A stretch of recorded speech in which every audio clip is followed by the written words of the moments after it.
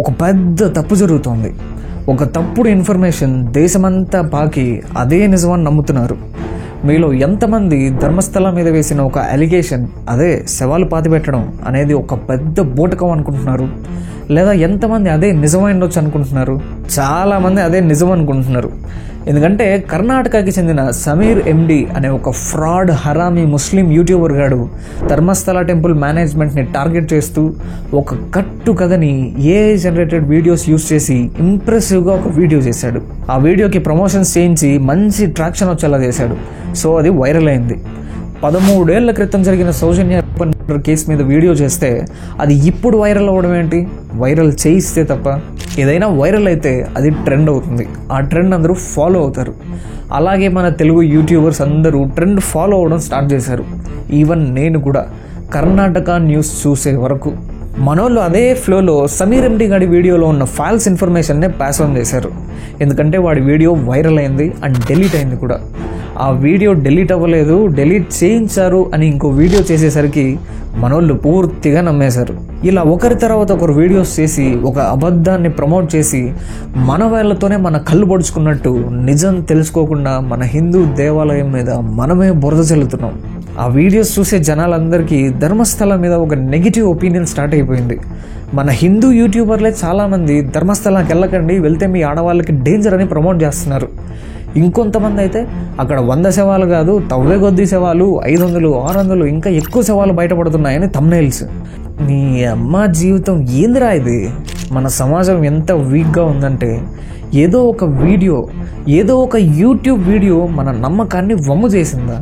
ఆ ఒక 20 నిమిషాల ఫేక్ వీడియో మనం నమ్ముకున్న దైవం మీద, ఇన్ని రోజులు మనం నమ్ముకున్న దేవుడి మీదే అనుమానం పుట్టించే అంత చేసింది అంటే అసలు మీరంతా నిజంగా దేవుడిని నమ్ముతున్నారా? కుండెల మీద చేసుకొని చెప్పండి, దేని మీద మీ నమ్మకం? ఇలాంటి ఒక సందర్భం ఏర్పడినప్పుడే మనల్ని మనం ప్రశ్నించుకోవాలి. అప్పుడే ఆ ప్రశ్నింపజేసిన దాని గురించి ప్రశ్నలు మొదలవుతాయి, సమాధానాలు ఎత్తుక్కుంటారు. మిమ్మల్ని కబలింపజేసిన వీడియోలో ఎంత నిజముందో, మిమ్మల్ని ఎంత లోబరుచుకుందో అర్థమవుతుంది. రిపబ్లిక్ సినిమాలో ఒక మంచి డైలాగ్ ఉంటుంది, అజ్ఞానం గూడు కట్టిన చోటే మోసం గుడ్లు పెడుతుంది అని. అదే ఇక్కడ జరిగింది. అసలు నిజానికి ఏం జరిగిందో, ఇప్పుడు ఏం జరుగుతుందో, ఎందుకు ఇలా జరుగుతుందో చూద్దాం. సౌజన్య సెకండ్ PU స్టూడెంట్, అంటే ఇంటర్మీడియట్ సెకండ్ ఇయర్, 17 ఏళ్ల మైనర్ అమ్మాయి. కాలేజ్ అయిపోయి బస్ ఎక్కి ఇంటికి తిరిగి వస్తూ ఉంది. స్నానగట్ట అనే బస్ స్టాప్లో దిగింది. అక్కడ నుంచి ఇంటికి నడుచుకుంటూ వెళ్ళాలి, తనకు అలవాటే. ఒంటరిగా నడుచుకుంటూ వెళ్తుంది. దారిలో వాళ్ళ బాబాయిని పలకరించి, అంటే హాయ్ అని గెస్చర్ ఇచ్చి వెళ్ళిపోయింది. తర్వాత ఇంటికి వెళ్ళే దారిలో ప్రకృతి చికిత్సాలయ క్రాస్ అయింది. క్రాస్ అయ్యింది అనడానికి ప్రూఫ్ అక్కడ గేట్ దగ్గర ఉన్న వాచ్మెన్ చూశాడు. ఇంకో 10 నిమిషాలు ఉంటే ఇంటికి వెళ్ళిపోయేది. కానీ ఈ మధ్యలోనే సౌజన్య మిస్ అయింది. ఆ రోజంతా అందరూ వెతికారు, కనిపించలేదు. భారీ వర్షం, ఎక్కువ వాటర్ ఫ్లో, సో కుదరలేదు. ఆ నెక్స్ట్ డే మార్నింగ్ ఆ దగ్గరలో ఉన్న చెట్ల పొదల మధ్యలో సౌజన్య డెడ్ బాడీ దొరికింది. ఒక బ్రూటల్ రేప్ అండ్ మర్డర్ అని క్లియర్ సైన్స్ ఉన్నాయి. పోలీసులకు ఇన్ఫార్మ్ చేశారు. పోలీసులు వచ్చారు. ఎవిడెన్స్కి సంబంధించిన ఫోటోగ్రాఫ్స్ అన్నీ తీసుకున్నారు. ఫోరెన్సిక్ వాళ్ళు వచ్చి అన్నీ కలెక్ట్ చేసుకున్నారు. బాడీని ఎవిడెన్స్ కోసం పోస్ట్ మార్టంకి తీసుకెళ్తామంటే సౌజన్య వాళ్ళ పేరెంట్స్ ఒప్పుకోలేదు. జరిగింది చాలు, ఆల్రెడీ ఒక రోజు తర్వాత దొరికింది, మీ కేసు కోసం ఇంకెవరినైనా చూసుకోండి, మా బిడ్డను మాకు ఇచ్చేసేయండి, అట్లీస్ట్ అంత్యక్రియలు అయినా చేసుకుంటామని. ఇంకా ఎంతటికీ వాళ్ళు ఒప్పుకోకపోవడంతో పోస్ట్ మార్టం అక్కడే ఉన్న బెల్తంగడి సెంటర్లో ఏర్పాటు చేశారు. అందరూ వీడియోస్లో చెప్తున్నట్టు డిమ్ లైట్లో చేయించారు, ఇంటర్నల్ ఆర్గాన్స్ ఏవి కలెక్ట్ చేయలేదు, అదంతా సొల్లు. Post mortem with gynaecologist specialist అయిన డాక్టర్ని అక్కడికి పిలిపించి ప్రాపర్గా చేశారు. ఈ ఇన్సిడెంట్ గురించి తెలియగానే ధర్మస్థల టెంపుల్ హెడ్ అయిన వీరేందర్ హెగ్డే గారు, అదే వీడియోస్లో ఎవరి మీద అయితే ఇష్టం వచ్చినట్టు ఎలిగేషన్స్ చేస్తున్నారో ఆయన, అరే ధర్మస్థలలో ఇలా జరిగిందా, ఇది ధర్మస్థలకు కూడా ఎఫెక్ట్ కావచ్చు అని సౌజన్య కేసులో నేరస్తుని వీలైనంత తొందరగా పట్టుకోవడానికి ఆయనే బాధ్యత తీసుకుని చీఫ్ మినిస్టర్తో మాట్లాడి సిబిఐ ఇన్వెస్టిగేషన్ జరగాలి, చాలా గట్టిగా జరగాలి అనే ಪ್ರಪೋಸಲ್ పెట్టాడు. ಸೌಜನ್ಯಳ ಬಗ್ಗೆ ಅದು ನಮ್ಮ ಗ್ರಾಮದ ಮಗು ಅನ್ನುವ ಭಾವನೆ ಇದೆ. ಆ ಮಗುವಿನ ಬಗ್ಗೆ ಯಾರೋ ಅಪರಾಧಿಗಳಿರಲಿ ಅವರನ್ನು ಬಂಧಿಸಬೇಕು ಅಥವಾ ಅವರ ಮೇಲೆ ಸರಿಯಾದ ತನಿಖೆ ನಡೆಯಬೇಕು, ಸಿಬಿಐಗೆ ಒಪ್ಪಿಸಬೇಕು. ಮಾನ್ಯ ಮುಖ್ಯಮಂತ್ರಿಗಳಲ್ಲಿ ಕೂಡ ನಾನು ಇದನ್ನ ಕೋರಿಕೆ ಮಾಡ್ತೇನೆ. ನಮ್ಮ ಶಾಸಕ ವಸಂತ ಬಂಗೇರಲ್ಲಿ ಕೂಡ ನಾನು ಈ ಮಾತನ್ನ ಹೇಳ್ತೇನೆ. కానీ ముందు స్టేట్ లెవెల్లోనే మొదలు పెట్టారు లోకల్ పోలీస్ ద్వారా. సో ఇన్వెస్టిగేషన్ స్టార్ట్ అయింది. ఆ ఇన్వెస్టిగేషన్ స్టార్టింగ్లోనే సౌజన్య వాళ్ళ అమ్మ, నాన్న అండ్ మామని ఒక మీటింగ్లో అడిగారు, ధర్మస్థల నుంచి లేదా ధర్మస్థల టెంపుల్ వాళ్ళ దగ్గర నుంచి మీకు ఏమైనా ఇబ్బంది కానీ అసౌకర్యం కానీ ఉందా అని. దానికి వాళ్ళు లేదు ధర్మస్థల వాళ్ళు మాకు ఎలాంటి ఇబ్బంది పెట్టట్లేదు, ఇంకా వాళ్ళే మాకు చాలా ಸಪೋರ್ಟ್ ಇస్తున్నారు, ಇನ್ವೆಸ್ಟಿಗೇಷನ್ಗೆ ವಾಟ್ಲಕ್ಕೆ ಹೆಲ್ಪ್ చేస్తున్నారు అని చెప్పారు. ಧರ್ಮಸ್ಥಳದ ಎಲ್ಲರೂ ನಮಗೆ ಸಪೋರ್ಟ್ ಇದ್ದಾರೆ ಅಂತ ಎಲ್ಲಾ ಪೇಪರ್ ಹತ್ರ ನಾವು ಸಪೋರ್ಟ್ ಇದ್ದಾರೆ. ಧರ್ಮಸ್ಥಳದ ಎಲ್ಲ ಸಪೋರ್ಟ್ ನಮಗೆ ಇದ್ದಾರೆ.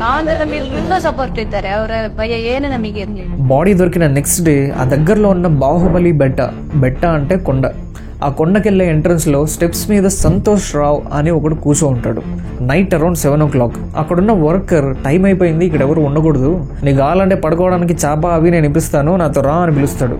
దానికి సంతోష్ రావు నేనెందుకు రావాలి, నేనేం చేయలేదు అని అక్కడి నుంచి పరిగెడతాడు.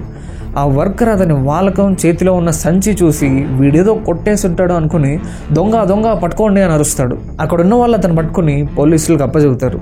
పోలీసులకి డెడ్ బాడీ దొరికిన ప్లేస్కి కొంచెం దగ్గరలో ఒక బట్టల సంచి అండ్ బిలాంగింగ్స్ దొరికింటాయి. అవి ఇతందే. మీరు ముందు వీడియోస్లో పోలీసులు సంతోష్ రావును ఇరికించడానికి వాళ్ళే అక్కడ ఫేక్ టెంట్ వేసి అతని బట్టలు పెట్టి సీన్ క్రియేట్ చేశారని, ముందు రోజు సౌజన్య కోసం వెతికినప్పుడు అంత పెద్ద టెంట్ జనాలకు కనిపించలేదా, పోలీసులకు మాత్రం ఎలా కనిపించింది అని చూసింటారు. ఫస్ట్ ఆఫ్ ఆల్ అదొక క్యాంపెయినింగ్ టెంట్ కాదు, పెద్దగా గుడిసెలాగా అందరికీ కనిపించడానికి. ఒక మనిషి పడుకునేంత సంచి కింద పరిచి ఇంకో సంచిలో బట్టలు ఉంటాయి అంతే. దాన్ని ఒక సర్కస్ టెంట్ లాగా ఎగ్జాజరేట్ చేసి చెప్పారు. ఆ రోజు అంత వర్షంలో రాత్రి జనాలు వెతికినప్పుడు అందరూ క్యాజువల్గానే వెతికారు. అప్పటికి విషయం ఇంకా ఎవరికి తెలియదు కదా.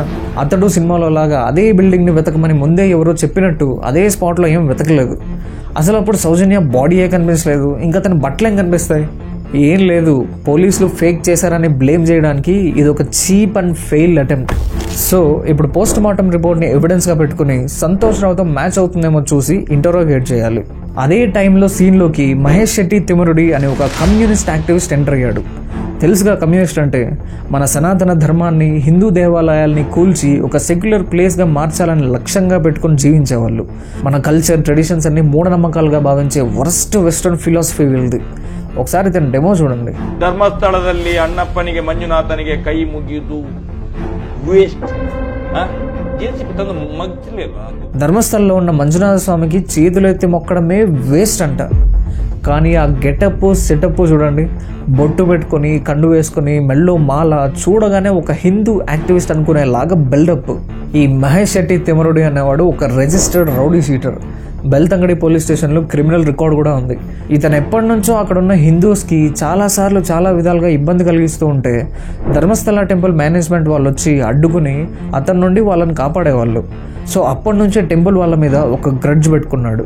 ఇతను సీన్లోకి వచ్చిన తర్వాత స్టోరీ మొత్తం మారిపోయింది. హిందూ యాక్టివిస్ట్ వేషం వేసుకుని సౌజన్య కేసుని అడ్డం పెట్టుకుని ధర్మస్థలాన్ని కూల్చే కమ్యూనిస్ట్ ఎజెండా స్టార్ట్ చేశాడు. సంతోష్ రావు నేరస్తుడని ప్రూవ్ అయితే ఎక్కడ ఈ కేసు క్లోజ్ అయిపోతుందో అని సంతోష్ రావు ఒక అమాయకుడు, మానసిక రోగి అని ప్రొజెక్ట్ చేయడం స్టార్ట్ చేశాడు. సౌజన్యకి న్యాయం జరిపిస్తామని సౌజన్య వాళ్ళ ఫ్యామిలీ మెంబర్స్తో అటాచ్ అయ్యి ధర్మస్థల టెంపుల్ మీద డౌట్స్ పుట్టించాడు. దాంతో సౌజన్య వాళ్ళ ఫ్యామిలీ సంవత్సరం ముందు స్వయంగా చెప్పిన మాటలు, ధర్మస్థల నుంచి మాకు చాలా సపోర్ట్ ఉంది, నిజానికి న్యాయం జరగాలి అని అన్ని విధాలుగా ముందుండి వాళ్ళే నడిపిస్తున్నారు అని చెప్పి సంవత్సరం తర్వాత మహేష్ శెట్టి తిమరుడి ఒక ఛానల్లో సౌజన్య వాళ్ళ అమ్మ, నాన్న, మామని కూర్చోబెట్టి ప్లేట్ తిప్పేసి సాయం చేసిన ధర్మస్థల టెంపుల్ వాళ్ళ మీదే అనుమానం ఉంది అని ఒక 4 పేర్లు చెప్పించాడు. మల్లిక్ జైన్, ధీరజ్ కెల్లా, ఉదయ్ జైన్ వీళ్ళు టెంపుల్లో పనిచేసేవాళ్ళు. అండ్ నిశ్చల్ జైన్ వీరేంద్ర హెగ్డే గారి తమ్ముడి కొడుకు. కానీ నిజానికి అతను సౌజన్య అత్యాచారం జరిగినప్పుడు ఈ కంట్రీలోనే లేదు. ఆ ఇన్సిడెంట్ జరిగిన చాలా రోజులకు ముందు ఎప్పుడో న్యూయార్క్కి వెళ్ళిన ఫ్లైట్ టికెట్స్, వీసా, అక్కడ ఇమిగ్రేషన్లో వేసిన సీల్, అక్కడ వాడిన క్రెడిట్ కార్డ్ ట్రాన్సాక్షన్స్ అన్నీ చూపించారు. కానీ సౌజన్య వాళ్ళ మామ లేదు, అతన్ని నేను రాత్రి 11 గంటలకు నా కళ్ళతో చూశానని చెప్పాడు. వీళ్ళ విషయానికి వస్తే సౌజన్యాన్ని ఫస్ట్ చూసింది ఎన్ని గంటలకి అని వాళ్ళ బాబాయ్ని అడిగితే ఫస్ట్ చూసింది పొద్దున్న 7 గంటలకి అని చెప్తాడు. మరుదిన ಬೆಳಿಗ್ಗೆ 7 ಗಂಟೆಗೆ ಇಲ್ಲಿ ಹುಡುಕುವಾಗ ಬಾಡಿ ಕಾಣ್ತದೆ ಎಲ್ಲರಿಗೆ. కానీ యాక్చువల్గా ఫస్ట్ చూసిన వాళ్ళ మామని అడిగితే అతనేమో అరౌండ్ 10:30 అంటాడు. ಫಸ್ಟ್ ನೋಡಿದ್ ನೀವೇ? ಹೌದು ಸರ್, 10:00 ಸುಮಾರು ಅಷ್ಟೇ, 10-10:30 ಒಳಗೆ. అంతేకాకుండా వాళ్ళు చెప్పడం నిశ్చల్ జైన్ అంట చార్టెడ్ ఫ్లైట్లో అక్కడి నుంచి ధర్మస్థలాకి వచ్చి రాత్రి రేప్ చేసి వెళ్ళిపోయాడంట. ఎంత సిల్లీగా ఉంది ఇది, తలకాయ ఉందా ఏమైనా? ఇది తెలిసి ఈ ముగ్గురు వాలంటరీగా ముందుకొచ్చి మా మీద అనుమానం ఉంది కదా, కావాలంటే ఎన్ని టెస్ట్లైనా చేసుకోండి, వీలైతే బ్రెయిన్ మ్యాపింగ్ కూడా చేసుకోండి అని అన్నీ చేయించుకున్నారు. వాళ్ళు కాదు అని క్లియర్ అయిపోతుంది. కానీ సంతోష్ రావుని బ్రెయిన్ మ్యాపింగ్కి అడిగినప్పుడు సంతోష్ రావు ఒప్పుకోడు. తన చేత్తోనే నేను బ్రెయిన్ మ్యాపింగ్ చేయించుకోను అని రాసిన లెటర్ కూడా ఉంది. కానీ సౌజన్య వాళ్ళ ఫ్యామిలీ అదంతా కాదు, ఆ ముగ్గురిని మళ్ళీ రీఇన్వెస్టిగేట్ చేయండి అని కోర్టుని రిక్వెస్ట్ చేస్తారు. ఆ కోర్టు ఆర్డర్కి ఆ ముగ్గురు ఏం తమాషగా ఉందా, మా మీద అనవసరంగా నిందేశారని మాకు మేమే వెళ్ళి అన్ని టెస్టులు చేయించుకుని అంతా క్లియర్ అయిపోయింది అనుకుంటే మళ్ళీ ఏంటిది అని వాళ్ళు హైకోర్టులో రిట్ వేశారు. ಸುಳ್ಳು ನಮ್ಮ ಕ್ಷೇತ್ರದ ಬಗ್ಗೆ ಆಗ್ಲಿ ನಮ್ಮ ಬಗ್ಗೆ ಅಪಪ್ರಚಾರ ಮಾಡ್ಕೊಂಡು ಬರಬಾರ್ದು. ಮಾಧ್ಯಮದವರ ಹತ್ರ ನಾನು ವಿನಂತಿ, ನೀವು ಏಕೈಕಿ ಸುಳ್ಳು ಹೇಳುವವರದನ್ನೇ ನೀವೇ ವಿಮರ್ಶೆ ಮಾಡಿ. ಅವ್ರದ್ದು ಒಂದೊಂದು ಇದರಲ್ಲಿ ಒಂದೊಂದು ತರ ಹೇಳ್ತಾರೆ, ನೀವೇ ಆಲೋಚನೆ ಮಾಡಿ ಮುಗ್ಧ ಜನರ ದಾರಿ ತಪ್ಪಿಸ್ತಾ ಇದ್ದಾರೆ, ಅವರಿಗೆ ಸರಿಯಾಗಿ ತಿಳಿಸಬೇಕು ನೀವು. నిజమే కదా అని అప్పుడు కోర్టు స్టే ఇచ్చింది. ఇంతకీ ఆ నలుగురు మీద అనుమానం ఉందని చెప్తున్నారు, కానీ అనుమానపడే విధంగా ఎందుకు అనిపించింది, ప్రూఫ్ ఏదైనా ఉందా అని సిఐడి ఆఫీసర్ సౌజన్య వాళ్ళ అమ్మని అడిగితే ఏమో జనాలు అనుకుంటున్నారు అనింది. సరే పదండి ఎవరో జనాలు చూపించండి వాళ్ళని అడుగుదామంటే ఏమో తెలియదండి ఎవరో జనాలు అనింది. ఇంకో ఇంటర్వ్యూలో ఆ నలుగురు పేర్లు ఎందుకు ఇచ్చారు మీకు ఎలా తెలిసింది అని అడిగితే, నేను ఒకరోజు TV9 ఇంటర్వ్యూ ముందు కూర్చున్నప్పుడు ఆ దేవుడే ఆ పేర్లు నాకు చెప్పాడు, అంతకుముందు వాళ్ళ పేర్లు కానీ వాళ్ళతో పరిచయం కానీ లేదు, కానీ సడన్గా నా మైండ్లోకి వచ్చింది, అప్పుడు తెలిసింది నా కూతుర్ని వాళ్ళే అత్యాచారం చేసి చంపారు అని, అందుకే వాళ్ళ పేర్లు ఇచ్చా అని చెప్పింది. ನಾನು ಹೀಗೆ TV9 ಮುಂದೆ ಕೂತಿದ್ದೇನೆ. ನನಗೆ ಆ ದೇವರೇ ನನ್ನ ಆ 4 ಜನ ಹೆಸರನ್ನು ನನಗೆ ಕೊಟ್ಟಿದ್ದಾರೆ ಹೊರತು ನನಗೆ ಅವರ ಹೆಸರು ಅದರ ಮುಂಚೆ ಗೊತ್ತೇ ಇರಲಿಲ್ಲ, ಅವರ ಪರಿಚಯನೂ ಕೂಡ ಇರಲಿಲ್ಲ. TV9 ಹೀಗೆ ಕೂತೊಳಗ ತನ್ನಷ್ಟಿಗೆ ನನಗೆ ಆ ನೆನಪಿಗೆ ಬಂದ ಹೆಸರುಗಳನ್ನು ನಾನು ಕೊಟ್ಟಿದ್ದೇನೆ, ಇಂಥವರು ಇದರಲ್ಲಿ ಇದ್ದಾರೆ. TV9 ಹೀಗೆ ಕೂತೊಳಗ ತನ್ನಷ್ಟಿಗೆ ನನಗೆ ಆ ನೆನಪಿಗೆ ಬಂದ ಹೆಸರುಗಳನ್ನು ನಾನು ಕೊಟ್ಟಿದ್ದೇನೆ, ఇంతవరు ಇದರಲ್ಲಿ ఇದ್ದಾರೆ. ఏమనాలి అసలు, అలా కూడా ఆరోపిస్తారా? మన తెలుగు యూట్యూబర్లు హైదరాబాద్ నుంచి ధర్మస్థలాకి వెళ్ళిపోతున్నారు ఆమెను ఇంటర్వ్యూ చేయడానికి, పరామర్శిస్తున్నారు, కళ్ళు తుడిచేస్తున్నారు. అడగొద్దా, నిలదీయొద్దా? స్టార్టింగ్లో ధర్మస్థల వాళ్ళే మీ బిడ్డకు న్యాయం చేయడం కోసం మీ ముందుండి సపోర్ట్ చేశారని చెప్పిన మీరు అంత చేయించుకుని ఇప్పుడు వాళ్ళ మీదే అనుమానం ఉందని ఎలా చెప్పగలుగుతున్నారు? అది కూడా ఏ ఎవిడెన్స్ లేకుండా అని నిలదీయాలి కదా. కార్లు వేసుకొని అంత దూరం వెళ్ళిపోతే వైజ్ అనిపించుకుంటుందా? సౌజన్యకు అలా జరగడం definitely unfair and my deep condolences. And family వాళ్ళకు కూడా చాలా బాధాకరం. కానీ ఇక్కడ చూస్తుంటే వాళ్ళ పోరాటం వాళ్ళ రక్త సంబంధమైన బిడ్డ కోసం కాదు, జస్టిస్ ఫర్ సౌజన్య కాదు, వాళ్ళ బిడ్డను అలా చేసిన నేరస్తుని విడిపించడానికి చేసే పోరాటంలా ఉంది. ఎక్కడ చూసినా సంతోష్ రావు నిర్దోషి, అమాయకుడు, అనవసరంగా అరెస్ట్ చేశారని చెప్తున్నారు. ಸಂತೋಷ್ ರಾವ್ ಮಾಡ್ಲಿಕ್ಕೆ ಸಾಧ್ಯನೇ ಇಲ್ಲ ಅಂತ ನಾವು ಅಷ್ಟು ವರ್ಷದಿಂದ ಹೇಳ್ತಾ ಇದ್ದೀವಿ. ಅವನೊಬ್ಬ ಮಾನಸಿಕ, ಅವನಿಂದ ಇಷ್ಟೆಲ್ಲ ಮಾಡ್ಲಿಕ್ಕೆ ಸಾಧ್ಯನೇ ಇಲ್ಲ. కానీ పోస్ట్ మార్టం రిపోర్ట్ ప్రకారం సౌజన్య ప్రైవేట్స్ లో దొరికిన మడ్ శాంపిల్స్ అండ్ బాడీ దొరికిన స్పాట్ లో ఉన్న మడ్ శాంపిల్స్ రెండు ఒకటే, అంటే ఇన్సిడెంట్ అక్కడే జరిగింది అనడానికి ప్రూఫ్. సంతోష్ రావు బాడీని ఎగ్జామిన్ చేసిన రిపోర్ట్లో సంతోష్ రావుకి ఫ్యూమోసిస్ అని మేల్ పీనిస్ కి సంబంధించిన డిసీజ్ ఉంది. అలాంటి వాళ్ళు ఇంటర్ కోర్స్ చేయడం చాలా కష్టం. ఒకవేళ ఫోర్స్ఫుల్గా ట్రై చేసినా ఇంజురీ అవుతుంది. అండ్ రిపోర్ట్లో సంతోష్ రావు పీనిస్కి ఫ్రంట్ పార్ట్లో ఇంజురీ అయింది అని ఒక బొమ్మ వేసి మరీ మెన్షన్ చేశారు. అసలు సౌజన్యకి ఇంటర్ కోర్సే జరగలేదు అని తెలుసా? ఇన్వెస్టిగేషన్ ఆఫీసర్స్కి ఇది ఒక పెద్ద షాకింగ్. సౌజన్య పోస్ట్ మార్టం చేసిన డాక్టర్ ఒక గైనకాలజిస్ట్ కూడా. ఇలాంటి కేసులో ఇంకా ఎక్కువ నాలెడ్జ్ ఉంటుంది. ఆమె పర్టికులర్గా చెప్పింది at the time of death తన ప్రైవేట్ 2 ఇంచ్ కంటే ఎక్కువ ఓపెన్ అవ్వలేదు అని. ఒకవేళ గ్యాంగ్ జరుగుంటే ఆ పార్ట్ చాలా వైడ్గా ఇర్రెగ్యులర్గా ఓపెన్ అయ్యి ఇంజురీ అయ్యే ఛాన్స్ కూడా ఉండేది అని. అండ్ బాడీలో ఎలాంటి స్పర్మ్ కానీ లేదు అని చెప్పింది. మరి ఇంతకీ సౌజన్య ఎలా చనిపోయింది? ఇన్వెస్టిగేషన్లో బాడీ దొరికిన స్పాట్లో బాడీని లాక్కెళ్ళిన డ్రాగింగ్ మార్క్స్ని బట్టి, సౌజన్య గొంతుకి బిగుసుకున్న ఐడి కార్డ్ ట్యాగ్ని బట్టి ఆ ట్యాగ్ని గొంతుకేసి లాక్కెళ్ళడం వల్ల చనిపోయింది అని తెలుస్తుంది. సో సిఐడి ఆఫీసర్ సౌజన్య వాళ్ళ అమ్మని పిలిచి, చూడండి మీ అమ్మాయి పవిత్రంగా పుణ్యస్త్రీగానే చనిపోయింది, మీరు అనవసరంగా పాలిటిక్స్ చేయకండి అని చెప్పారు. అయినా కూడా వాళ్ళమ్మ అది గ్యాంగ్ పనే చెప్పుకుంటుంది. ಅವರನ್ನು ತನಿಖೆ ಮಾಡಿದ್ರೆ ಇನ್ನೆಷ್ಟು ಜನ ಅಂದ್ರೆ ಗ್ಯಾಂಗ್ ರೇಪ್ ಆಗಿದೆ. ఇన్వెస్టిగేషన్లో భాగంగా సంతోష్ రావుని సైకాలజిస్ట్తో ఒక క్యాజువల్ టాక్ అరేంజ్ చేస్తారు. క్యాజువల్గా మాట్లాడుతూ సంతోష్ రావుని మధ్యలో ఒకటి అడుగుతాడు, అక్కడ ఒక కాలువ ఉంది కదా వాటర్ ఫ్లో, బాడీని ఎత్తుకొని దాటలేం కదా అన్నప్పుడు దానికి సంతోష్ రావు అక్కడ నీళ్ళు తక్కువ ఉన్నాయి కదా అంటాడు. అర్థమైందా? ఇంకోసారి సిఐడి ఆఫీసర్ ఒక ఆయన ఇన్వెస్టిగేషన్కి అరేంజ్ చేసుకున్నప్పుడు ఆయన కూడా క్యాజువల్గా మాట్లాడుతూ ఇలా అంటాడు, ప్రకృతిలో ఇవన్నీ కామనే, అంటే ఇంటర్ కోర్స్ ఇవన్నీ కామనే, పక్షుల్లో, జంతువుల్లో, మనలో అన్నీ జరుగుతూనే ఉంటాయి, కానీ పాపం అమ్మాయిని చంపకుండా ఉండాల్సింది అన్నప్పుడు నేను చంపలేదు కదా అంటాడు. ఇక్కడ అర్థమైందా? ఇవన్నీ పోలీస్ ఇన్వెస్టిగేషన్ రికార్డ్స్లో కూడా ఉన్నాయి. కానీ ఈ మహేష్ తిమ్రోడి మా దగ్గర సాలిడ్ ఎవిడెన్స్ ఉంది అని ఒక లేని ఎవిడెన్స్తో 13 ఏళ్ళుగా లాక్కుంటూ వస్తున్నాడు. ఏ మోటివ్ లేకుండా ఎవడైనా 13 ఏళ్ళు ఫైట్ చేస్తాడా? ఒకవేళ ప్రతిదానికి స్పందించేవాడే అయితే ఇది ఒక్కటేనా కేసు? 2012 నుంచి ఇప్పటిదాకా ఆ రీజియన్లో ఇలాంటి ఇన్సిడెంటే జరగలేదా? కర్ణాటకలో 2012 నుంచి ఇప్పటిదాకా ఎన్ని అత్యాచారాలు జరిగాయి? కానీ సౌజన్య కేసుని మాత్రమే ఎందుకు పట్టుకున్నాడు అంటే ధర్మస్థలాన్ని, ధర్మాధికారిని టార్గెట్ చేసిన ట్రయల్ వర్కౌట్ అయింది కాబట్టి. అసలు ధర్మస్థలానే ఎందుకు? వై ధర్మస్థల? ధర్మస్థల అనేది స్పిరిచువల్గా, కల్చరల్గా, రిలీజియస్గా హైలీ యాక్టివ్గా ఉన్న ఒక popular Hindu temple. Strict and disciplined. కలియుగ వైకుంఠం అని పిలువబడే మనకి తిరుమల ఎలాగో అక్కడ కర్ణాటకలో వాళ్ళకి ధర్మస్థలాల 800 సంవత్సరాల పురాతనమైన గుడి. హెగ్డే ఫ్యామిలీ వాళ్ళు తరతరాలుగా పద్ధతులు పాటిస్తూ చాలా జాగ్రత్తగా గుడిని కాపాడుకుంటూ వస్తున్నారు. ఈవెన్ బ్రిటిష్ కొలోనియల్ పీరియడ్లో కూడా ఆ గుడిని చేజార్చుకోలేదు. వీరేంద్ర హెగ్డే గారు ధర్మాధికారి పొజిషన్ తీసుకున్నాక గుడి వైభవం ఇంకా పెరిగింది. సెలబ్రేషన్స్, కల్చరల్ ప్రిజర్వేషన్ కోసం కల్చరల్ ఈవెంట్స్, నిత్య అన్నదానం, పేదవాళ్ళ ఇబ్బందులకు బ్యాంకుల కంటే తక్కువ ఇంట్రెస్ట్తో financial support, facilities, rural development and self employment, 350+ educational institutions around Karnataka, engineering and medical colleges, hospitals, and అతి ముఖ్యంగా పాడుబడిపోయిన గుళ్లను రెనోవేట్ చేయించడం, గుళ్లను మెయింటైన్ చేయలేని పొజిషన్లో ఉన్న వాళ్ళకి ఫండ్స్ ఇచ్చి ఒక స్పిరిచువల్ రెజొనేషన్ పుట్టిస్తున్నాడు. 240 పురాతన గుళ్లను మళ్ళీ పునరావృతం చేశాడు. ఇలాంటి ఎక్సెప్షనల్ వర్క్ వల్ల పద్మభూషణ్ అండ్ పద్మవిభూషణ్ అవార్డ్స్ తీసుకున్న ఒక గొప్ప వ్యక్తిత్వం ఉన్న మనిషి. సో ఇలాంటి ప్లేస్లో క్రిస్టియన్ కన్వర్షన్స్ కానీ, ఇస్లాం కన్వర్షన్స్ కానీ, లవ్ జిహాద్ కానీ జరిగే ఛాన్సే లేదు. ఆ ప్లేస్లో మసీదులు కూడా లేవు. ఇలాంటివన్నీ జరగాలి అంటే ఆ టెంపుల్ ఇన్ఫ్లుయెన్స్ జనాల్లో పోవాలి అంటే టెంపుల్ని లేదా టెంపుల్ ధర్మాధికారిపై ఒక పెద్ద నింద వేయాలి, అటాక్ చేయాలి, డ్యామేజ్ జరగాలి. ఎలాగైతే శబరిమలపై ఒక లెఫ్టిస్ట్ సెక్యులర్ ముస్లిం ఉమెన్ అక్కడున్న ట్రెడిషన్స్ని బ్రేక్ చేయడానికి ట్రై చేసిందో, ఎలాగైతే సద్గురు ఈషా ఫౌండేషన్ మీద ఎలిఫెంట్ కారిడార్ అని, ల్యాండ్ గ్రాబింగ్ అని అన్ప్రూవెన్ ఎలిగేషన్స్ వేసి ఇప్పటికీ అటాక్ చేస్తున్నారో, సేమ్ అలాగే ఇక్కడ కూడా ముందు ధర్మాధికారిని డ్యామేజ్ చేస్తే జనాల నమ్మకం పోతుంది. టెంపుల్ని గవర్నమెంట్కి అప్పగిస్తే ఆ టెంపుల్ వైభవం పోతుంది, అదొక సెక్యులర్ ప్లేస్ అవుతుంది. అప్పుడు వాళ్ళకి ఇష్టం వచ్చినట్టు ఆడొచ్చు, కన్వర్షన్స్ చేసుకోవచ్చు, కబ్జాలు చేసుకోవచ్చు. వీలైతే గుడినే లేపేసి అక్కడ చర్చో మసీదో కట్టేయచ్చు.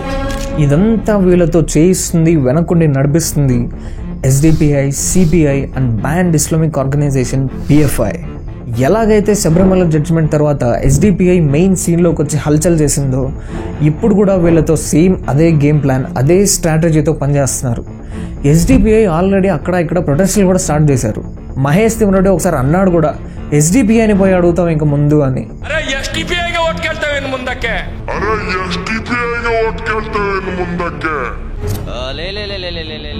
సౌజన్య కేసు ఆల్మోస్ట్ ఎండ్ అయిపోతుంది అనే టైంకి 2022లో మహేష్ శెట్టి తిమ్రోడి బ్యాంక్ ఆఫ్ బరోడా అకౌంట్కి 49 లక్షలు, ఇంకో ఎస్బీఐ అకౌంట్కి 40 లక్షలు, తన భార్య సరోజా శెట్టి అకౌంట్కి 29 లక్షలు వచ్చాయంట.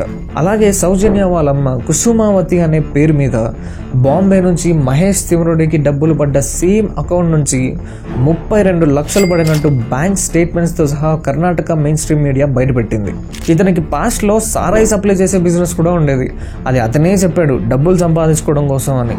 కానీ ఇప్పుడు సంపాదిస్తుంది సౌజన్య కేసు మీద.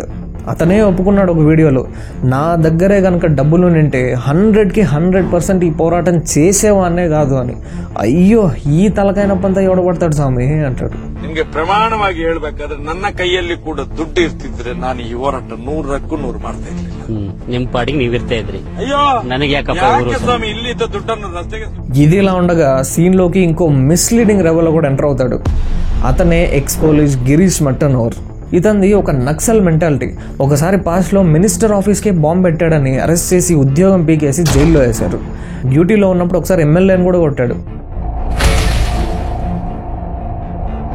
ఇలాంటోడు మహేష్ తిమ్రోడితో కలిసి సౌజన్య కేసు మీద పోరాటం చేస్తామని జాయిన్ అయ్యాడు. ఇతను కూడా ఎవిడెన్స్ అని లేని ఒక ఎవిడెన్స్ ని చూపిస్తూ జేబులో పెట్టుకుని జనాలు రెచ్చగొడతా ఉంటాడు, ధర్మస్థలాన్ని బ్లేమ్ చేస్తూ. వీళ్ళది ఇలా కొనసాగుతూ ఉండగా దీన్ని క్యాష్ చేసుకోవడానికి వీళ్ళ ఐడియాలజీ నుంచి పుట్టుకొచ్చిన ఒక లత్కోర్ హరామీగాడే ఈ ముస్లిం యూట్యూబర్ సమీర్ ఎండి. వీడు చేసిన మిస్ఇన్ఫర్మేటివ్ ఏఐ వీడియోనే దేశమంతా బాకి మనందరినీ పిచ్చోళ్ళని చేసింది. ధర్మస్థల ఫాల్స్ ఎలిగేషన్ వల్ల వచ్చిన నెగిటివ్ ఇంపాక్ట్ని జనమంతా నమ్మేలా చేసింది. మనోళ్ళు ఇంత డంబ్గా ఉన్నారని ఇంతకంటే సాక్ష్యం లేదు. ట్రెండింగ్లో ఉంది కదా అని బ్రేకింగ్ న్యూస్, ధర్మస్థలాకి వెళ్ళకండి, వెళ్తే ఆడవాళ్ళకి సేఫ్ కాదు అని డబ్బా కొట్టింది. ఇలాంటి ఒక హై మూమెంట్ చూసి ఈసారి టార్గెట్ మిస్ అవ్వకూడదు అని ఒక పెద్ద ప్లాన్తో వచ్చి దెబ్బ కొట్టాడు. వాడే ద విజిల్ బ్లోవర్ భీమా.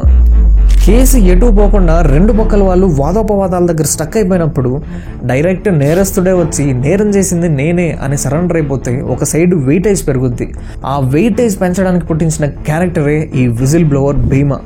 భీమా అనే పేరు నేను పెట్టింది కాదు, ఆ సమీర్ గడ్ పెట్టింది. అతని పేరు ఎక్కడా డిస్క్లోజ్ చేయలేదు, కానీ సమీర్ గడికి ఎలా తెలిసింది? ఆల్రెడీ సమీర్ గడికి వీడు చిన్నయ్య అని తెలుసు, కానీ భీమా అనే పేరు ఎందుకు పెట్టాడు? చెప్తా. అతను 1995 నుంచి 2014 వరకు ధర్మస్థలాలో నేత్రావతి నది దగ్గర శానిటేషన్ వర్కర్గా పనిచేసేవాడిని. కానీ ధర్మస్థల టెంపుల్ వాళ్ళు అక్కడ కొన్ని వందల శవాలు నాతో ఇల్లీగల్గా పూడ్చిపెట్టించారు. మాట వినకపోతే నన్ను కూడా పూడ్ చేస్తా అన్నారు. అందులో చాలా శవాలు అత్యాచారానికి గురైన అమ్మాయిలే. సో నేను 2014లో అక్కడ నుంచి పారిపోయాను. కానీ ఆ తప్పు నన్ను వెంటాడుతోంది. అందుకే ఇప్పుడు అవన్నీ మీకు తవ్వి చూపిస్తా. నాతో అవన్నీ ఎవరు చేయించారో కూడా చెప్తా అని వచ్చాడు. ప్రూఫ్ కోసం బ్యాగ్లో తవ్వి తీసుకొచ్చిన స్కెలిటన్ రిమైన్స్ కూడా తెచ్చా అని చూపించాడు. ఈ భీమా అనేవాడు 1995 నుంచి 2014 వరకు నిద్ర లేచినప్పటి నుంచి రాత్రి పడుకునే వరకు ఏం చేసేవాడో 24/7 మానిటర్ చేయడానికి భీమా తలకాయ పైన డ్రోన్స్ పెట్టాడు ఈ సమీర్ గాడు. అలాగే సుపారీ ఇచ్చి ధర్మస్థల టెంపుల్ మేనేజర్ ఫోన్కి ఒక ట్రాకర్ పెట్టించాడు. లేకపోతే ఏదో వీడు చూసినట్టు టెంపుల్ మేనేజర్ దగ్గర నుంచి భీమాకి కాల్ వస్తుందంట, నేత్రావతి నది దగ్గర శవం పడింది, పోయి పూర్తి చేసి రాపో అని. పొద్దున్న ఒక శవం పూర్తి చేసి రాగానే సాయంత్రం ఇంకో కాల్ వచ్చి ఇంకో శవం. ఇలా రోజు శవాలు పూడ్చేదే వాడి బతుకంట. ఒకటి వీడికి దివ్య దృష్టి అయినా ఉండాలి, లేదా భీమా సరెండర్ అయ్యే ముందు వీడిని కలిసి ఇన్ఫర్మేషన్ అంతా ఇచ్చేసి ఉండాలి. అలా లేకపోతే భీమా ఇచ్చిన 164 స్టేట్మెంట్ ఏదైతే ఉందో అది హైలీ కాన్ఫిడెన్షియల్. బయట లాయర్స్కి కూడా తెలియంది. వీడు ఇంత క్లియర్గా ఎలా చెప్పగలుగుతున్నాడు? అనుకున్నట్టే కలిశాడు, ఇన్ఫర్మేషన్ అంతా తీసుకున్నాడు. దొంగ కలిసి వాడటు ఫాల్స్ కంప్లైంట్ ఇచ్చాడు, వీడిటు ఫాల్స్ ఇన్ఫర్మేటివ్ వీడియోని వైరల్ చేశాడు. ఈ చిన్నయ్య అనేవాడు సరెండర్ అయ్యే ముందే కొంతమందికి ఇంటర్వ్యూ ఇచ్చాడు. ఆ ఇంటర్వ్యూ తీసుకునే వాళ్ళలో సమీర్ గాడు కూడా ఒకడు. ఇన్ఫర్మేషన్ తీసుకుంటే అయిపోయిందా? వాడు ఎవడు ఎలా అంటాడు, ఆడు చెప్పేది నిజమా అబద్ధమా అని చూసుకోవాలా? ఎందుకు చూసుకుంటావులే, నువ్వే ఒక పెద్ద దొంగ అయితే. భీమా శవాలు పూడ్చిపెట్టేటప్పుడంట ఒక బ్లాక్ కలర్ SUV కార్ ఉండేదంట. నంబర్ కూడా మళ్ళీ 505 ఇరಬೇಕು. వీడి వీడియోలో దళితుల్ని ట్రిగర్ చేయడానికి ఆ భీమా దళిత్ కాబట్టి శాలరీ తీసుకునేటప్పుడు డైరెక్ట్ వీరేంద్ర హెగ్డే దగ్గరికి వెళ్తాడంట. ఆయన ఈ దళితుడిని చూసి డబ్బులు చేతికి ఇవ్వకుండా ఒక బొట్టలో చేయి పెట్టి డబ్బులు మొహానిసిరుతాడంట. ಆಯಪ್ಪ ವೀರೇಂದ್ರ ಜೈನ್ ಏನ್ ಮಾಡವನು ಅಂದ್ರೆ ನೀಟಾಗಿ ದುಡ್ಡನ್ನ ಕೈ ಕೊಡೋ ಬದಲು ಹಿಂಗೆ ಬುಟ್ಟಿ ಒಳಗಡೆಯಿಂದ ಹಣ ಎತ್ಕೊಂಡು ಅವ್ರ ಕಡೆ ಬಿಸಾಡೋರಂತ. శవాలు పూడ్చిపెట్టడం మాత్రం మేనేజర్ కాల్ చేస్తాడా, జీతం మాత్రం పెద్దసారి ఇస్తాడా? రే ఆ ఊర్రా నీదే. ఇప్పుడు అర్థమైందా భీమా అనే పేరు ఎందుకు పెట్టాడు? సై భీమ్. వీడి వీడియోలో రీసెర్చ్ అంతా ఎక్కడరా చేసామని అడిగితే వీడు చెప్పిన అథెంటిక్ సోర్స్ ఏంటో తెలుసా? మహేష్ శెట్టి తిమరుడి ಸರ್, ಗಿರೀಶ್ ಮಟ್ನವ್ರು ಸರ್ ಅಂತ ರೌಡಿ ಬ್ಯಾಚ್. ಯಾರು ಕೊಟ್ಟಿದ್ರು ನಿಂಗೆಲ್ಲ ಇನ್ಫಾರ್ಮೇಶನ್? ಏನಿಲ್ಲ ಬ್ರೋ, ಗಿರೀಶ್ ಮಟ್ಟಣ್ಣ ಸರ್, ಆಮೇಲೆ ಅವ್ರು ಮಹೇಶ್ ತಿಮ್ರೋಡಿ ಸರ್ ತುಂಬಾ ಇಂಟರ್ವ್ಯೂಸ್ ಕೊಟ್ಟಾರ. ಅವರು ಒಂದೊಂದು ಇಂಟರ್ವ್ಯೂ ಒಂದೊಂದು ಇನ್ಫಾರ್ಮೇಶನ್. వీడి వీడియో మేకింగ్ ఎలా ఉంటుందో ఒకసారి చూపిస్తా. ಒಂದು ಲೈವ್ ಶೋ ಅಲ್ಲಿ ಕುತ್ಕೊಂಡು ಸೌಜನ್ಯ ಕೇಸ್ನ ಪ್ರಮುಖ ಸಾಕ್ಷಿ ರವಿ ಪೂಜಾರಿ ಗರ್ಭಕೋಶದಲ್ಲಿ ಕ್ಯಾನ್ಸರ್ ಆಗಿ ಸತ್ತು ಹೋಗಿದ್ದು ಅಂತ ಹೇಳ್ತಾನೆ. ರವಿ ಪೂಜಾರಿ ಆತ್ಮಹತ್ಯೆ ಮಾಡ್ಕೊಂಡಂತ ನಿಮ್ಗೆ ಯಾರು ಹೇಳಿ? ಗರ್ಭಕೋಶದ క్యాన్సర్ ఇತ್ತು. ಅಲ್ಲ ಗುರು, ಗಂಡಸರಿಗೆ ಗರ್ಭಕೋಶ ಆದ್ರೂ ಇರುತ್ತಾ? మగవాడికి గర్భకోశం ప్రాబ్లం అంటావు ఏంట్రా అని అతని మీద ఎగిరిపడుతున్నాడు కదా. ఇప్పుడు ఫుల్ వీడియో చూడండి. ಸೌಜನ್ಯ ಪ್ರಕರಣಕ್ಕೆ ಯಾರು ಇದ್ ಮಾಡ್ತಾರೆ ಅವರೆಲ್ಲ ಆತ್ಮಹತ್ಯೆ ಮಾಡ್ಕೊಂಡು ಅವರ ಸತ್ತು ಬಿಡ್ತಾರೆ. ರವಿ ಪೂಜಾರಿ ಆತ್ಮಹತ್ಯೆ ಮಾಡ್ಕೊಂಡಂತ ನಿಮ್ಗೆ ಯಾರು ಹೇಳಿ? ನೀವೇ ಹೇಳಿದ್ರಲ್ಲ ಸರ್ ಇವಾಗ ಸ್ವಲ್ಪ ಹೊತ್ತು. ರವಿ ಪೂಜಾರಿ ಅಲ್ಲ, ವಾರಿಜ ಅವರು ಬಿಟ್ಟು ಆತ್ಮಹತ್ಯೆ ಮಾಡ್ಕೊಂಡ್ರು. ವಾರಿಜ ಮೇಡಮ್, ವಾರಿಜ ಕುಟುಂಬದವ್ರು ಹೇಳಿದಾರೆ ಅವರಿಗೆ ಗರ್ಭಕೋಶದಲ್ಲಿ ಒಂದು ಪ್ರಾಬ್ಲಮ್ ಇತ್ತು. ఇప్పుడు నిన్ను దేంతో కొట్టాలరా? గర్భకోశ ప్రాబ్లం అని చెప్పింది వారిజ అనే అమ్మాయికి. వీడంటాడు సౌజన్య కేసులో సాక్ష్యమే కదా అడిగారు, ఇప్పుడు చూడు జీవంత సాక్ష్యం వచ్చింది భీమా రూపంలో అని చెప్తాడు. అరే గూట్లే, భీమా సాక్ష్యం కాదురా, భీమా చెప్పిన దానికి కూడా సాక్ష్యం కావాలి.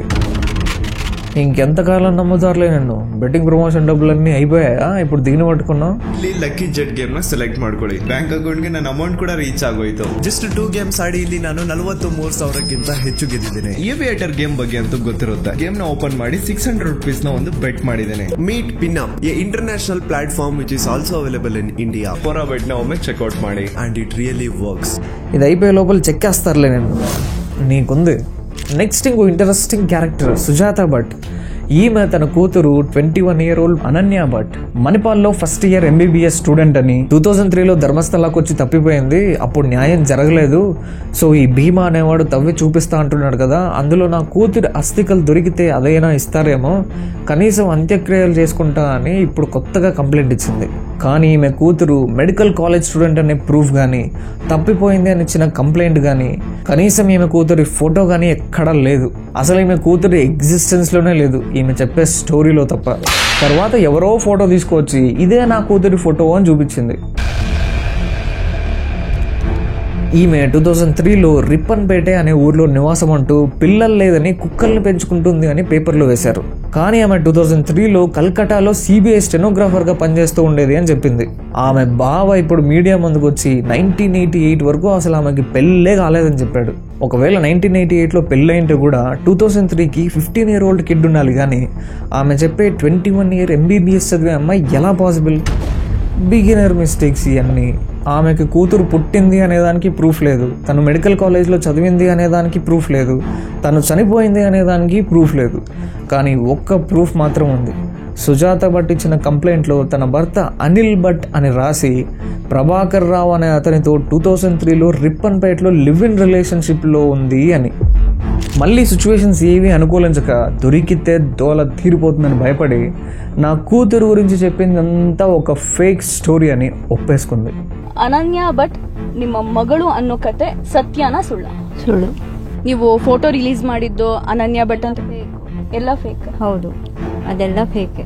ಅದು ಫೇಕೆ, ಅದು గ్యారంటీ, అది ఫేకే. ఈమె ఎంత కిలాడి అంటే పట్టుకున్నప్పుడంతా ఒక స్టోరీ చెప్పేది. ఇంత వయసు వచ్చినా సిగ్గు శరం లేకుండా 4 గేట తిరిగితే అటు తిప్పేది. ఎక్కువ మాడితే సూసైడ్ చేసుకుంటా అనిపోయేది. మీడియా వాళ్ళు ఒకసారి కూర్చోబెట్టి జనాన్ని ఎంత మోసం చేసి వాళ్ళ నమ్మకాలతో ఆడుకున్నందుకు మీకేం అనిపించట్లేదా, మిమ్మల్ని ఏం చేయాలని అడిగితే ఏం లేదు క్షమించేసేయండి అంట. ಈಗ ನೀವು ಈ ಹೇಳಿದ ಸುಳ್ಳಿಗೆ ಶಿಕ್ಷೆ ಇಲ್ವಾ? ಏನಕ್ಕೆ ಶಿಕ್ಷೆ ಆಗ್ತದೆ? ಅಂದ್ರೆ ನೀವು ನಂಬಿಸಿದ್ರಿ ಅನನ್ಯ ಭಟ್ ನನ್ ಮಗಳು ಅಂತ, ಇಡೀ ರಾಜ್ಯದ ಜನರು ನಿಮ್ ಬಗ್ಗೆ ಅನುಕಂಪ ತೋರಿಸಿದ್ರು. ಶಿಕ್ಷೆ ಯಾಕಾಗತ್ತೆ? ನನ್ನಿಂದ ತಪ್ಪಾಗಿದೆ, దయవిಟ್ಟು క్షమిసి ಅನ್ನುವಂಥದ್ದನ್ನ ನಾನು ಕೇಳ್ತಾ ಇದ್ದೀನಿ. హిందువుల నమ్మకాలతో ఇంత నాటకాలాడి దేశం మొత్తాన్ని పిచ్చోళ్ళని చేసి ఊరికే వదిలేయాలంట. ఇంకెన్ని కొంపలు కూల్చడానికో. నాకు మాత్రం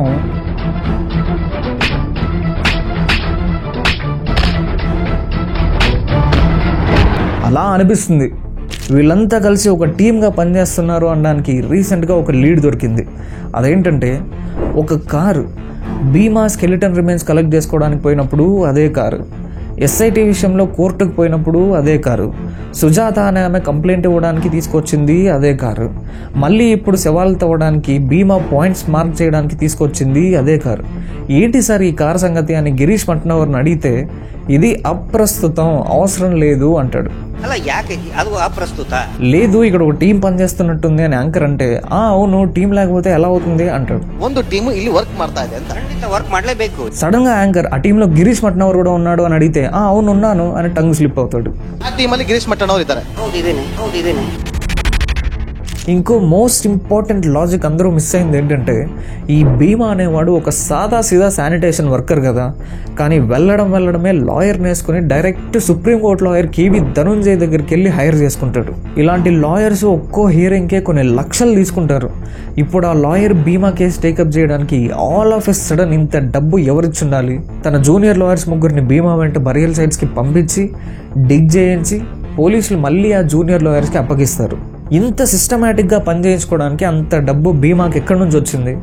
వాళ్ళేమి ఉత్త పుణ్యానికి సోషల్ సర్వీస్ ఏం చేయరు, డబ్బులు తీసుకోకుండా పనిచేయడానికి లక్షలు తీసుకుంటారు. కర్ణాటక మెయిన్ స్ట్రీమ్ మీడియా సువర్ణ న్యూస్ వాళ్ళు సౌజన్య పోరాటకారులందరినీ డిబేట్కి పిలిచారు. మహేష్ శెట్టి తెమరుడిని, గిరీష్ మట్టనవర్ని, సమీర్ గాన్ని దమ్ముంటే మీ ప్రూఫ్స్తో ఇక్కడికి వచ్చి మాట్లాడండి అని. కానీ ప్యాంట్లు తడిసిపోతాయని ఎవడూ పోలేదు. ಮಹೇಶ್ ತಿಮರೋಡಿ ಅವರನ್ನ ಸಂಪರ್ಕಿಸಿದ್ವಿ, ಗಿರೀಶ್ ಮಟ್ಟಣ್ಣವರವ್ರನ್ನ ಸಂಪರ್ಕಿಸಿದ್ವಿ, ವಕೀಲರಾದ ಮೋಹಿತ್ ಅವ್ರನ್ನ ಸಂಪರ್ಕಿಸಿದ್ವಿ.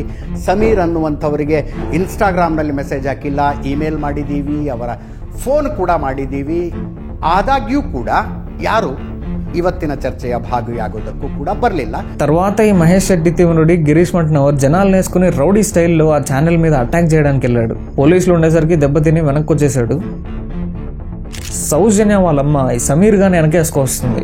సమీర్ అనే ముస్లిం సౌజన్య కేసులో ఇన్వాల్వ్ అవుతుంటే హిందువులందరూ క్వశ్చన్ చేస్తున్నారు, మరి ఇన్నేళ్ళు హిందువులు ఏం పీకారు అని. ಮುಸ್ಲಿಮರು ಬಂದು ನಮಗೆ ಒಂದು ಹೋರಾಟ ಮಾಡಿದ್ರೆ ಅವತ್ತು ಎದ್ದು ಹೇಳ್ತಾರೆ ನಮ್ಮ ಹಿಂದೂಗಳು.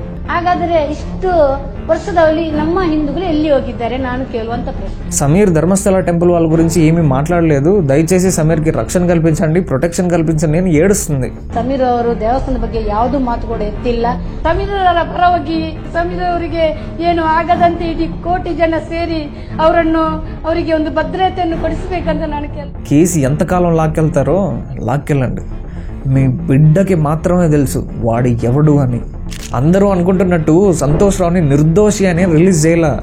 సౌజన్య సైడ్ పోరాటం చేసేవాళ్ళు సంతోష్ రావుని బయటికి తీసుకురావడానికి పోరాటం చేసి ప్రాసిక్యూటర్కి డబ్బులు ఇచ్చి జడ్జి సమక్షంలో సాక్షులతో సరైన సమాధానాలు చెప్పనివ్వకుండా చేసి సరైన సాక్ష్యాధారాలు లేనందువల్ల సంతోష్ రావుని కోర్టు విడుదల చేస్తుంది అని రిలీజ్ చేసింది. ಸಂತೋಷ್ ರಾವ್ಗೆ ಪರವಾಗಿ ವಾದಿಸಿದ ಒಬ್ರು ಲಾಯರ್ ಪುತ್ತೂರು ಮೂಲದವರು. ನಾನೇ ಇದು ಅವನನ್ನು ಜೈಲಿಂದ ತಂದದ್ದೇ ನಾನೇ, ಅದರ ಪೂರ್ತಿ ಖರ್ಚು ಮಾಡಿದ್ದೇ ನಾನೇ. ನಮಗೆ 1 ಕೋಟಿ ಮೇಲೆ ಖರ್ಚಾಗಿದೆ.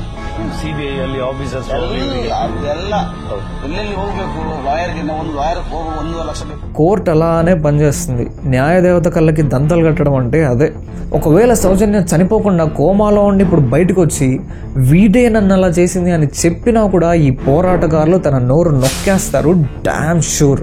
కన్న బిడ్డ కేసు అడ్డం పెట్టుకుని ధర్మస్థలం మీద కక్ష సాధించే వాళ్ళ పాలిటిక్స్లో కలిసిపోయి పనిచేస్తున్న మిమ్మల్ని చూసి మీ బిడ్డ ఆత్మ ఘోషిస్తూ ఉంటుంది. ఇంకోవైపు లేని కూతురు క్యారెక్టర్ పుట్టించి భీమా అబద్ధానికి బలం పెంచుతున్న Sujatha Bhat, criminal records and జైలుకి వెళ్ళొచ్చిన Mahesh Thimarodi and Girish Mattannavar, justice for Sowjanya పేరు పెట్టుకున్న పోరాటకారులు, అజ్మీర్ దర్గాలో 250 అమ్మాయిల్ని, అది కూడా హిందూస్ అండ్ మైనర్స్ని గ్యాంగ్ రేప్ చేసి చంపేసిన దాన్ని వదిలేసి ఈ సమీర్ గాడు పర్టికులర్గా ఈ కేసుని మాత్రమే పట్టుకుని వేలాడడం అనుకున్న ఉద్దేశం ఏంటి? ఒక అనామకుడైన విజిల్ బ్లోవర్ మాట విని ధర్మస్థలాన్ని నిందిస్తూ తవ్వకాలు చేస్తున్న supreme court lawyer KV Dhanunjay, SIT formation కి సీఎం సిద్ధరామయ్య స్టార్టింగ్ లో ఒప్పుకోలేదు, మీడియా ముందు కూడా అన్నాడు.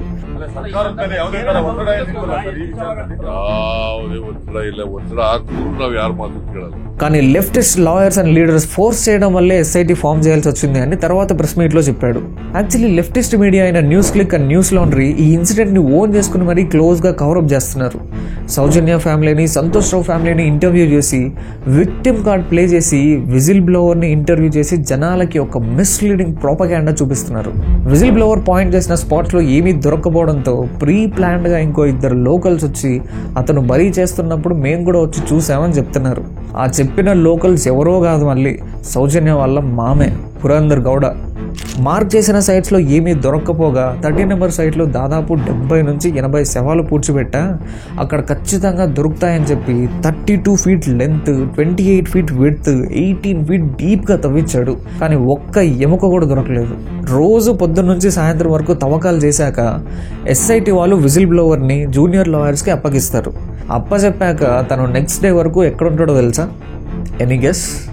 మహేష్ తిమరుడి ఇంట్లో. ఇండియా టుడే వాళ్ళు ఇంటికి వెళ్ళి మరీ ఇంటర్వ్యూ చేశారు. And fake lady Sujatha Bhat కూడా అక్కడే ఉంది. ఇవన్నీ ఒకవైపు జరుగుతుంటే వీరేందర్ హెగ్డే గారు మాత్రం నిజం నా వైపు ఉండగా ఈ పిల్లాట్లు ఎంత ఆడతారో ఆడంటారా అనుకుని యాజ్ యూజువల్గా తన పనులు చేసుకుంటూ ఉన్నాడు. మీరెంతైనా ఇన్వెస్టిగేట్ చేసుకోండి, నాకేం పర్లేదు అని బిందాస్గా ఉన్నారు.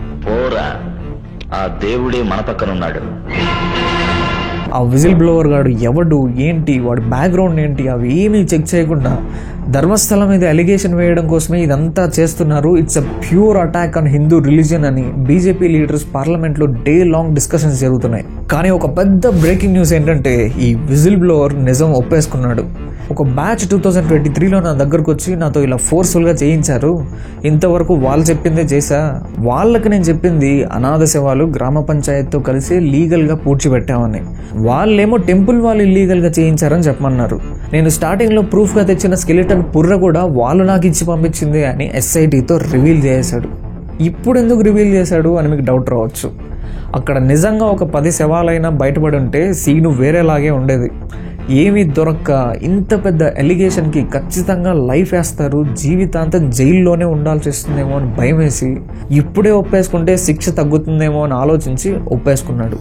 కర్ణాటక న్యూస్లో మొత్తం ఇదే బ్రేకింగ్ న్యూస్. మొత్తానికి ఆ విజిల్ బ్లోవర్ గారిని SIT వాళ్ళు అరెస్ట్ చేశారు. వాడు చెప్పినవన్నీ అబద్ధాలని, తెచ్చిన స్కల్ కూడా డమ్మీ అని, తవ్వించిన చోట ఏమీ దొరకలేదని, ఈ ఇన్కన్సిస్టెన్సీస్ అంతా చూసి అరెస్ట్ చేశారు. విట్నెస్ ప్రొటెక్షన్ బొక్క అని మాస్క్ పెరికేసి ఐడెంటిటీ కూడా రివీల్ చేశారు. వీడే ధర్మస్థలాల్లో అక్రమంగా కొన్ని 100 శవాలు పాతి పెట్టించారనే ఒక అబద్ధపు నింద వేసి మనందరినీ పిచ్చోళ్ళని చేసింది. ఇది నేరం మాత్రమే కాదు, మొత్తం దేశాన్ని మోసం చేసి హిందువుల విశ్వాసాన్ని వంచి సనాతన ధర్మం మీద చేస్తున్న దాడి. ఒక పవిత్రమైన దేవాలయం పేరు చెడగొట్టడానికి ఇదొక ఫాల్స్ ఎలిగేషన్ మాత్రమే కాదు, ఇదొక కుట్ర. It's a planned conspiracy. ఇప్పుడు కొట్టండి సమీర్ గారిని చెప్పిరేదాకా. జీవంత సాక్ష్యం అన్నావు కదరా, శివ తాండవం అన్నావు కదరా, ఇప్పుడు ఉంటుందిరా మీకు అసలైన శివ తాండవం. జటాటవి కలజ్జల ప్రవాహ పావితస్థలే ఘలే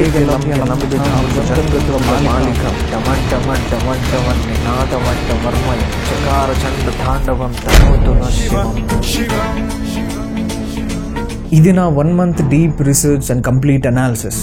మన తెలుగు స్టేట్స్లో అందరూ ధర్మస్థలం మీద నమ్మకాన్ని పోగొట్టుకుంటున్నారు.